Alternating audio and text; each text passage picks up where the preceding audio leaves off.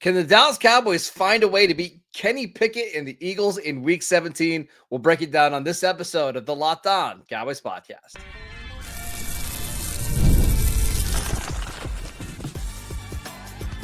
You are Locked On Cowboys, your daily Dallas Cowboys podcast. Part of the Locked On Podcast Network, your team every day. Welcome back to the Locked On Cowboys podcast, part of the Locked On Podcast Network, your team every day. We'd like to thank you for making us your first listen of the day. Today's episode is brought to you by GameTime. Download the GameTime app, create an account, and use promo code LOCKEDONNFL for $20 off your first purchase. Welcome back. I am your host, Marcus Mosher. You can follow me on Twitter at Marcus_Mosher. Joining me today, as always, is Landon McCool. You can follow him on Twitter at McCoolBCB. On today's show, we are previewing the Week 17 matchup between the Dallas Cowboys and the Philadelphia Eagles. And while we don't know for sure yet, Landon, it sounds like it's going to be Kenny Pickett against Cooper Rush. Must-see television at 1 p.m. Eastern on Sunday. Cannot wait. I mean, a Week 16 game for the ages, right? Just the two backup quarterbacks battling it out for who knows Nothing. what they're fighting for, really. Yeah, I mean, like they're just playing a game because it's on the schedule. But listen, I mean, here's the thing. For the Cowboys, you can't really knock the Eagles out of the playoffs. You're probably not going to have too much effect on their overall seeding, even if you were able to go in there and beat Philly. But I think that there's a pride thing, right? There's more than a pride thing. I think a lot of these guys are playing for their job, especially in the coaching staff, as we've talked about. I mean, despite what the amount of certainty that there may seem to be behind all this, people's jobs are still very much on the line. And in reality, despite the fact that because of the fact that the Cowboys, the Eagles can't have their playoff situation adjusted too much. Really, in some ways, the Cowboys have a little bit more to play for, pride and some of the things to kind of roll into next year. So it's definitely not the Week 16 game versus the Philadelphia Eagles that we thought we were going to get when we saw this assigned. But I'm excited for it in a completely kind of different way than I thought I would be. I do want to mention Philadelphia's motivations because I think that's important. So the only two seeds that Philadelphia can be right now in the NFL, I believe, are. Actually, I'm trying to think. I know they can only be the 2 seed. They can't be the 3rd or 4th seed. I think there is a possibility if they were to lose the last 2, they could technically be the 6th seed. Depending on but they play the Giants next week, just so everyone's aware. So and that's why. If you go look at the odds on FanDuel right now of Philadelphia winning their division, it's like minus 2,000 because all Philadelphia has to do is either win one of their last 2 games or have Washington lose one of their last 2 games. Washington plays Atlanta on Sunday night and then Dallas in Week 18. Meanwhile, the Eagles play the Giants in Week 18. All of this to say the Eagles are going to be the number 2 seed in the NFC. And that's probably why we're not going to see Jalen Hurts on Sundays because there's really no reason to risk somebody suffering a concussion 6 days ago. They want to be careful to make sure he's ready for the playoffs. And that sets up a really weird and strange game between the Cowboys and Eagles here.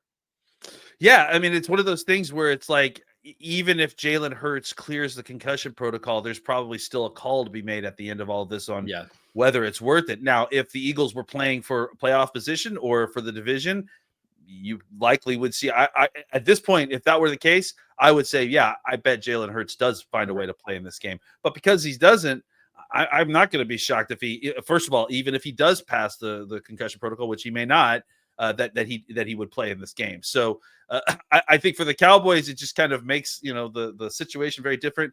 And for the Eagles, it completely changes the way that they're going to play offense. We'll talk about that, in a second. But I just think that, it's not just about having a backup quarterback for the Eagles, right? The way that they kind of schematically use their run game, use their quarterback in their run game, and the fact that Kenny Pickett is not Jalen Hurts in that sense of the kind of running the ball athlete. Or any sense. I think it really changes the way that the Eagles are going to be playing offense. And not necessarily in a good way for the Cowboys, right? I think we're going to see a lot of run game, right, Marcus? Yeah, on the crossover show that I did with Louie, I predict this is just going to be a game where Philadelphia is probably going to run the ball 40-ish times, right? Because the last thing they want to do is get into third and longs where the Dallas Cowboys, they don't lead very many stats in the NFL, but they are number one in the NFL in third and longs. And it's because Mike Zimmer's blitz packages are diabolical. And he wants you to throw the ball quick and short and then have the Cowboys rally to the football. There's supposed to be some rain, some wind. Last week, Kenny Pickett was horrendous against the blitz in Washington. I've got to imagine that Philly's going to do everything in their power to try to get to 3rd and 4, 3rd and 5, hopefully even, better than that for them. But this is not going to be an easy offensive game plan for Philadelphia. Yeah, and look, and we're not sitting here suggesting that the Cowboys have this huge advantage. I mean, they certainly are still kind of depleted, and this is still Philly, who has one of the best, if not the best, offensive line in football. They still have one of the best, if not one of the best, if not the best, running back in football. So even without the kind of extra schematic advantages that Jalen Hurts brings to this offense, and even without the threat of the pass to kind of keep the safeties back, the Philadelphia Eagles are still going to be able to run the football. And I think that's why it's kind of an interesting test for the ultimate kind of test for this Cowboys defense, right? Is that you're not going to get the advantage that you normally can impose upon yourself on these third downs or even on the occasional passing early downs. You are going to need to be able to stop the run, and you are going to need to be able to stop the run against the best running entity in the NFL, probably. So you need to find a way to kind of strap up your chin straps, get whatever nose tackles you've got on the roster, stuff them into between the B gaps, and just see if you can physically slow down this run game enough. Maybe you cause some extra punts. Maybe you cause a turnover to see if you can find a way to win this football game. And I wanted to go back to the motivation for Dallas because, they can't do anything in terms of playoffs, right? They're obviously not going to be in the playoffs. But Mike McCarthy coaching for his job, Mike Zimmer coaching for his job. You also just have a bunch of players on 1-year deals or in the last year of their deals that are trying to put out good tape and end the season well for free agency, whether that's someone like Jordan Lewis, who I think his stock is way up. Somebody like Oso Digizua, who's played really well over the last couple of weeks. Chauncey Golson, Rico Dowdle. So, yes, it doesn't mean so much for the Cowboys playoff outlook, but don't say that this game doesn't mean anything, because it means a lot to a lot of the guys on the roster. Even someone like Micah Parsons, who I think has an outside chance of being a Pro Bowler and an All-Pro selection this year. You're playing for accolades at this point as well.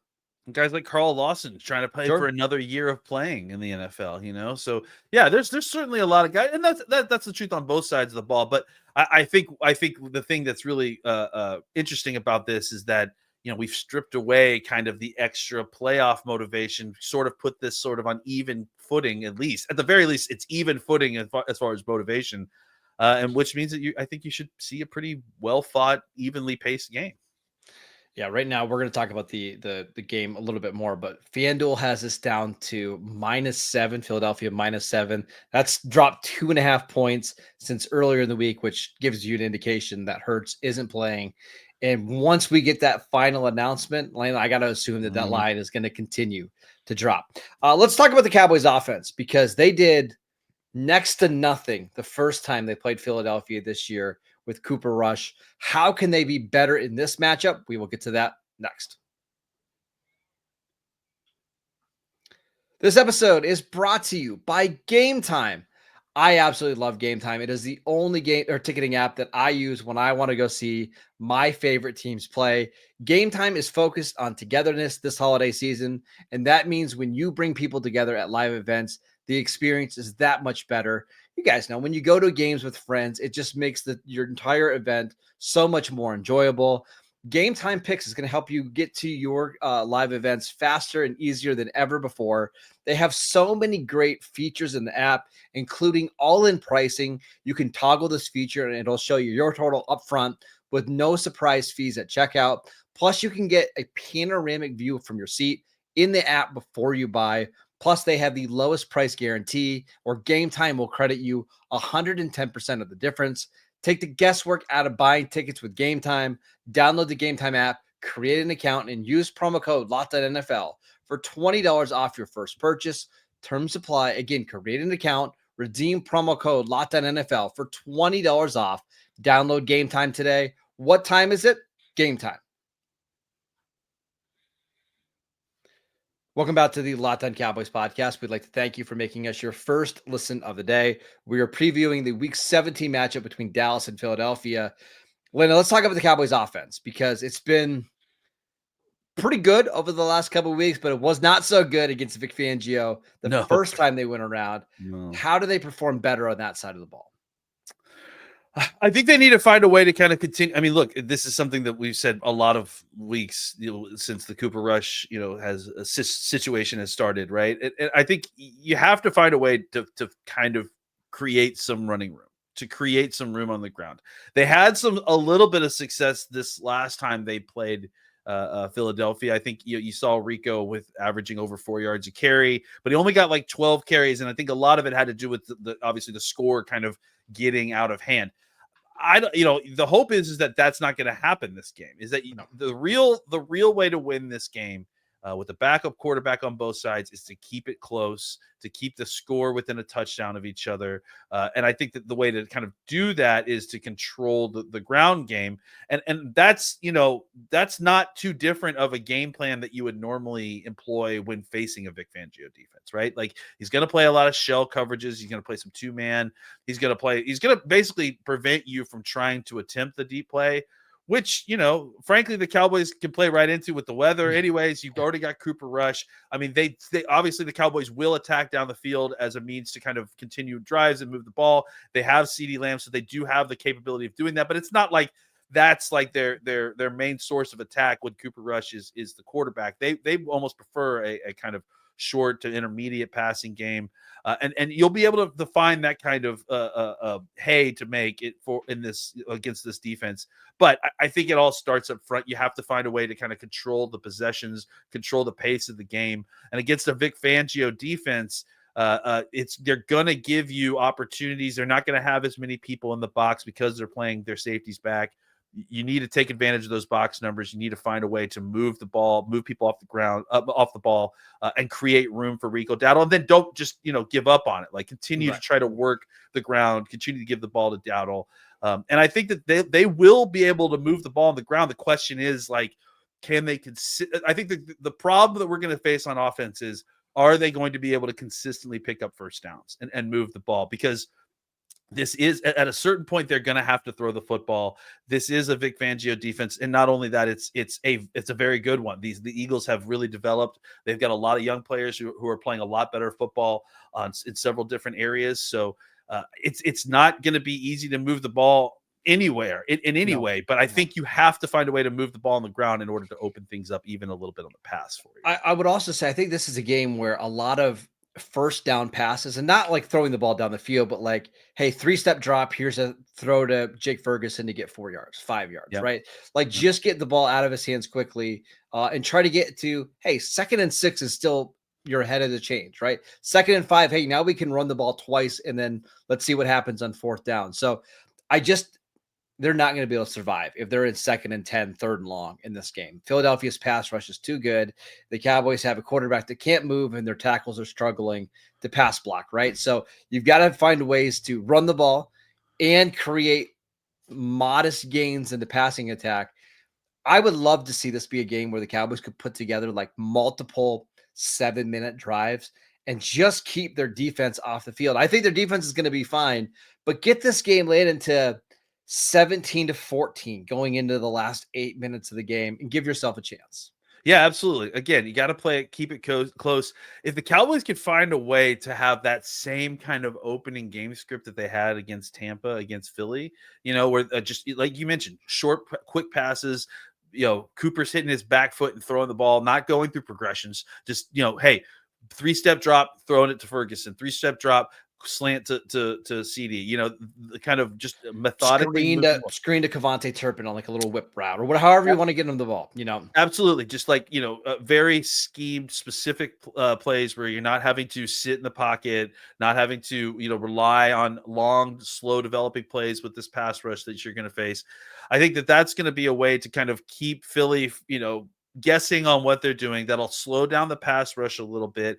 It'll make, Philly kind of try to focus on getting their hands up as opposed to getting after the quarterback. And then, you obviously have to mix in some draws and run game stuff there.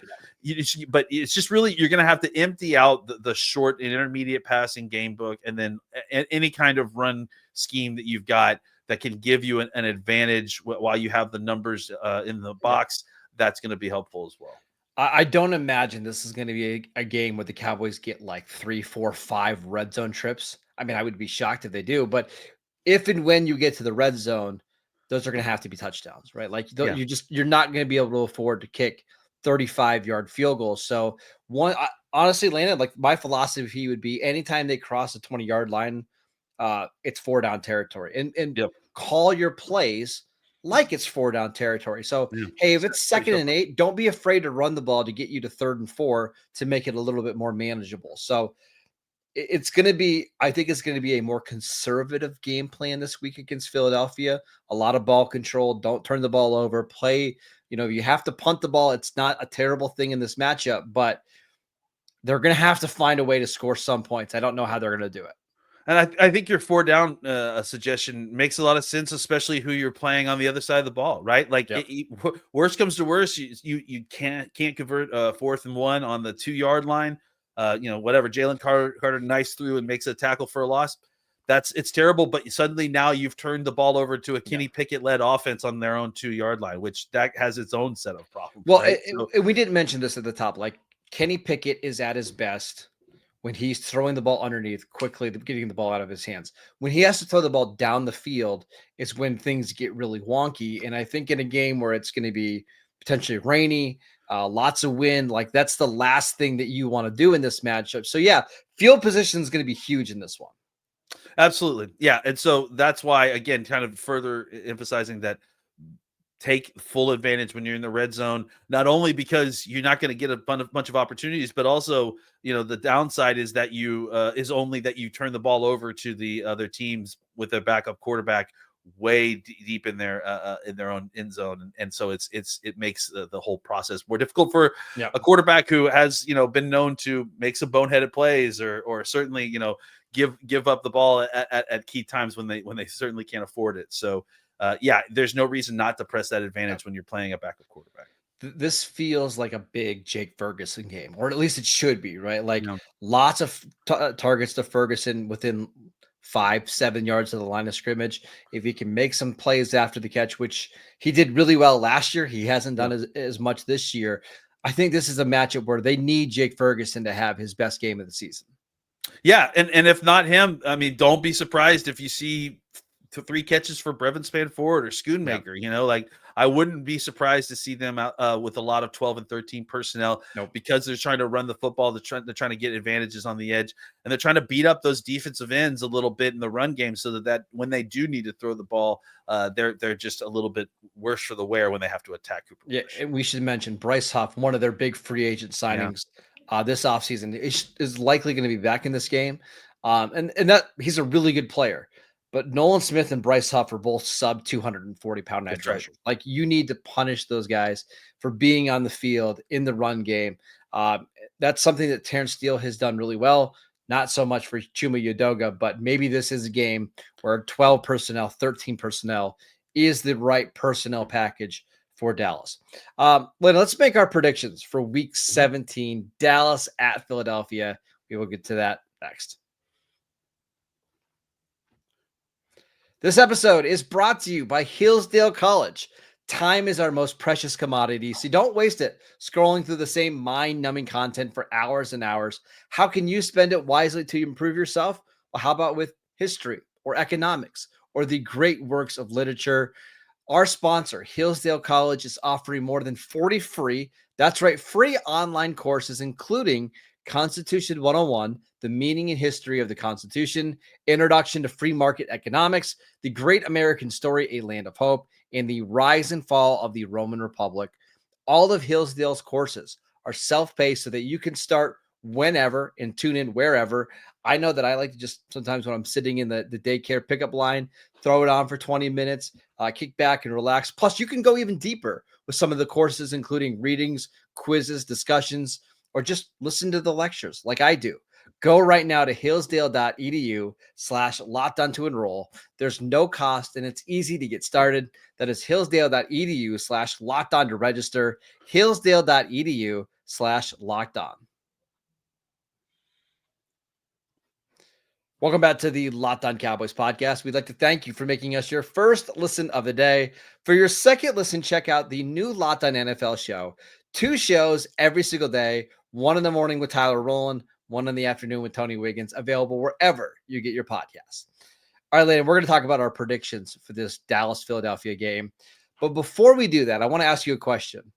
What will be the national narrative about the Cowboys if they pull off this win on the road against probably the number 2 seed? Yeah, I mean, it's a good question, right? Because I've been thinking about it a lot too. And you and I talked last week about how if the Cowboys beat Tampa Bay, that it really would be a statement, right? Like about how this team's playing, about how this team feels about their coach. And it was. And it was. And I think it is. It has been a statement this whole week. The tenure around the team, the tenor around the team has been different, right? Like just like the way that people are referring to the Cowboys, the way they're referring to themselves. I think it's just been different. Now, look, we've just spent the last 20 so odd minutes discussing how the Eagles don't have as much to play for in this game. There isn't the playoff implications that we had expected at this point for this game.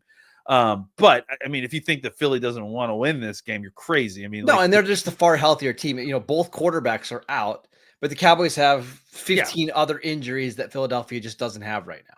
Yeah, it's not like these are balanced teams just because they both have backup quarterbacks right now. The Cowboys are still dealing with obviously we're still in the Cowboys 2024 season. Let's not forget that, right? Having said all of that, I just think that the Cowboys, are in a spot where they're feeling proud and they're feeling good about themselves for the first time, maybe all season in this little stretch of games. Philly has, not as much to care about in this game. No, I just think that there is a chance that chaos reigns as it has at certain points, and that the Cowboys are able to kind of find a way to win these sort of games. So I don't know if it changes the national the way that the national media views the Cowboys. I think they probably still view this as the national narrative is still what's going to happen with Mike McCarthy. Is he going to get fired? And that's the kind of the general tone of the conversation. But I think as far as how the Cowboys feel about themselves and how the Cowboys feel locally, right, in Dallas, which I think is often very differently than how the national media is viewing the Cowboys. I think that it will go a long way towards, making any possible, re-signing of Mike McCarthy a lot more palatable to certainly Cowboys fans. I always feel like the national media is already being, they've already been fed the chum that Jerry's kind of throwing out there. So I think it feels like it's the national media that is already kind of, can the Cowboys bring Mike McCarthy back? Who knows? Well, I was reading an article today by, I think it was Bill Barnwell on ESPN, and it was like ranking the 9 potential head coach openings. I'm like, I want to see where the Cowboys rank. They weren't even on there. They weren't even listed. Oh my God! It's like everybody just assumes that McCarthy is going to get back. Maybe they're right. It's just funny how much things have shifted since Thanksgiving. Yeah, and again, it doesn't feel.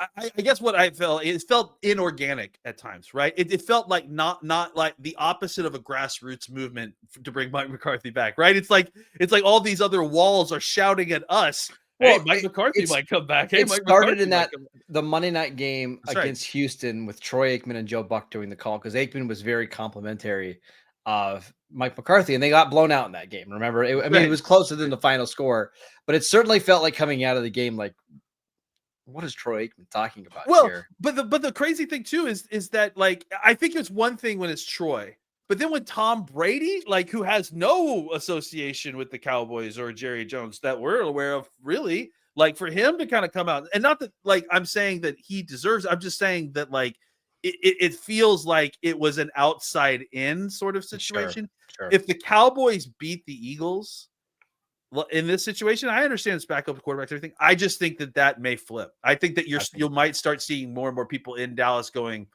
okay, you're right. Let's see what Mike's got with a fully healthy season. Right. If they get to 8-8 going into week 18, it's right. Yeah, it'd be 8-8. It'd be like, hey, right. They've managed to steady the ship a little bit. We thought of a chance maybe they were going to only end up with 4 or 5 wins. Getting to 8-8 going into the final week of the season shows that at least they have somewhat of a winning culture, whether you agree with that or not. Who do you think wins this game? Because I still, even without Jalen Hurts, I still feel like the Cowboys are going to struggle in this one. But I would say, Landon, though, like, I think you're going to know within like the first 10 minutes of this game, just like we have seen the last couple of weeks. They jumped out to a 13-0 lead against Tampa, and it felt like by the end of the first quarter, there was no way the Cowboys weren't going to win that one. Yeah, I mean, look, I think the thing is that I could easily see a game plan where the Cowboys jump out early, even though the fact that they're not are great starters, right? The only team that I think that consistently has been worse early starters than the Cowboys have been the Eagles. They're terrible in the first quarter. And now without Jalen Hurts, you wonder, is that going to make it better or worse? I don't really know. But I could easily see a situation where the Cowboys have a very similar game plan as they did early last week. They come out kind of firing on all cylinders in a way that you don't really expect. The Cowboys get a stop or something, and suddenly the Cowboys are up 7-0.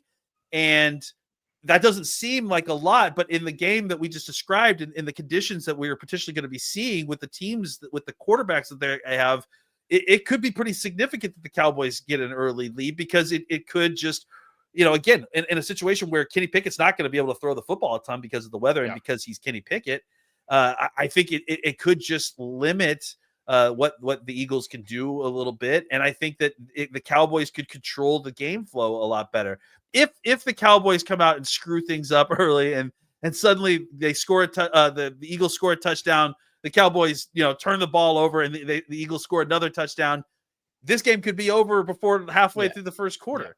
Yeah. But I anticipate a game where that either the Cowboys come out even or hot, and the Eagles, are kind of still trying to figure it out like early on, which again they do even when Jalen Hurts is out there. I think that this could be a game that is close for several quarters.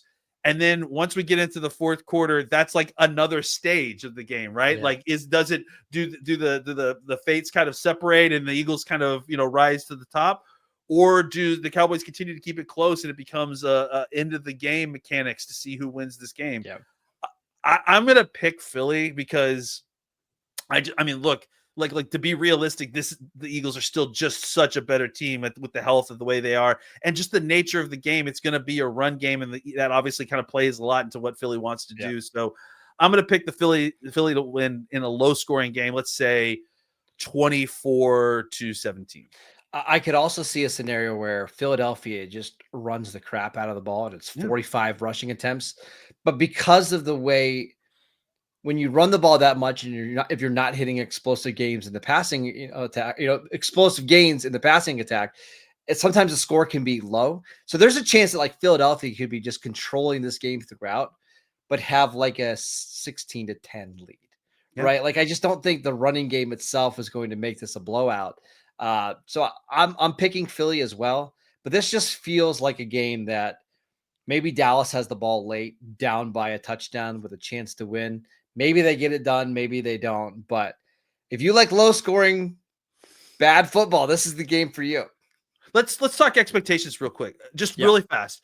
I think for me, like if Dallas is able to kind of keep this game close throughout, maybe they don't win the game, but and again, moral victories are moral victories. I just need to see this team continue to fight and play well and execute and keep this game close, and I will be happy with the job that this team has done. If they win, I'll be over the moon. Like, I mean, seriously, that's way more than I honestly expect. I also don't know how they're going to treat some of the injuries, because I do wonder, like, I don't want to say that their win against Tampa was like a signature win or anything, but it felt like a big win. Yeah. I wonder, like, with guys like CeeDee Lamb and Eric Kendricks, who've been banged up. CD hardly played the second half. If they don't kind of shut him down or significantly limit, because at this point we got 2 weeks left in the season. Maybe they feel like, okay, hey, let's make sure that you're healthy for the offseason. Same with Tyler Guyton, who's clearly dealing with multiple injuries. I think that could have an impact on this game as well. Sure. A lot of different storylines to watch in a game that doesn't matter for either team, which is fun. But it takes the stress out of the game, right? Yeah, that's the thing, is that I don't feel stressed about this game, but there is a ton to talk about and there is a lot of interest. So I'm interested in the game, but I'm not like, sweating it out on whether we're going to win, because obviously it ultimately doesn't matter. All right, that is it for today's show. We want to thank you for making Locked On Cowboys your first listen of the day. Go check out the show on YouTube or wherever you get your podcast. We are free and available on all platforms. Follow Landon on Twitter at McCoolBCB. I'm at Marcus_Mosier. Enjoy the game, and we'll see you right back here on Monday.